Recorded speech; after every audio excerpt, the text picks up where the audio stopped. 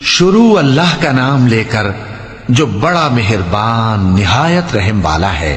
جو لوگ کافر ہیں یعنی اہل کتاب اور مشرک، وہ کفر سے باز رہنے والے نہ تھے یہاں تک کہ ان کے پاس کھلی دلیل آ جائے، یعنی اللہ کا ایک پیغمبر جو پاک اوراق پڑھ کر سناتا ہے جن میں مستحکم آیتیں لکھی ہوئی ہیں، اور اہل کتاب جو فرقوں میں بٹے ہیں تو دلیل واضح کے آنے کے بعد ہی بٹے ہیں، حالانکہ ان کو حکم تو یہی ہوا تھا کہ اللہ کی عبادت کریں، اطاعت کو اسی کے لیے خالص کرتے ہوئے یکسو ہو کر، اور نماز قائم کریں اور زکوٰۃ دیں، اور یہی مضبوط اصولوں والا دین ہے۔ جو لوگ کافر ہیں یعنی اہل کتاب اور مشرک، وہ دوزخ کی آگ میں پڑیں گے اور ہمیشہ اسی میں رہیں گے۔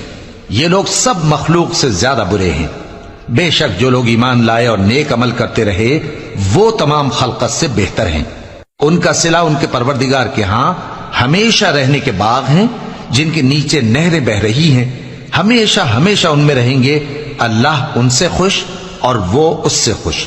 یہ صلہ اس کے لیے ہے جو اپنے پروردگار سے ڈرتا ہے۔